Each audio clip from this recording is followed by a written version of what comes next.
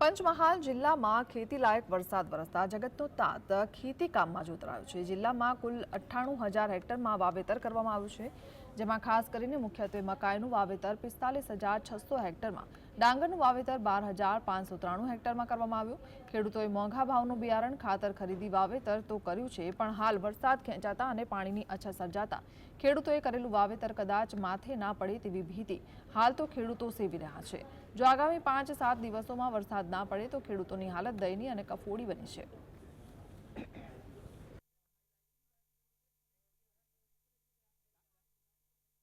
હાલની પરિસ્થિતિ જોતા 5 અને 6 તારીખમાં જે વરસાદ પડેલો હતો અને એ પછી ખૂબ જ ઓછો વરસાદ છે।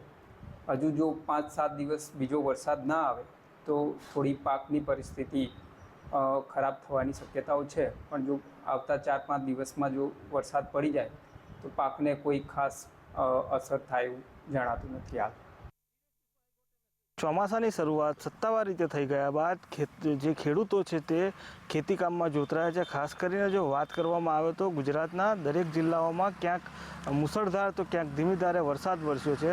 ખાસ કરીને વાત કરવામાં આવે તો પંચમહાલ જિલ્લામાં છેલ્લા અઠવાડિયાથી વરસાદ ખેંચાયો છે, જેના કારણે ખેડૂતો જે છે તે ચિંતિત બન્યા છે। ખેડૂતોએ વરસાદને લઈને પોતાનું વાવેતર તો કરી દીધું છે, પરંતુ જે રીતે વરસાદ ખેંચાયો છે જેને લઈને તેઓ મૂંઝવણમાં મુકાયા છે। આપણે સીધા વાત કરીશું આપણી સાથે ગોધરા તાલુકાના છારિયા ગામના જે ખેડૂત છે તેઓ સાથે આપણે સીધી વાત કરીશું। દાદા, વરસાદ ખેંચાયો છે, કેટલી તકલીફ? બહુ તકલીફ છે સાહેબ। ખેતીમાં શું કર્યું છે તમે? ખેતીમાં મકાઈ, તુવર, ડાંગર। તમારી શું માંગ છે? હવે પાણી વરસાદ આધારિત ખેતી પાણીની કરો છો? જરૂર છે સાહેબ। ખેતી છે તે વરસાદ આધારિત કરો છો? હા, વરસાદ આધારિત। હવે શેની રાહ જોઈ રહ્યા છો? બસ પાણીની, વરસાદની રાહ જોઈએ। અને વરસાદ ખેંચાય તો કેટલી નુકસાની થાય? હા, પૂરેપૂરી થાય એવી છે સાહેબ।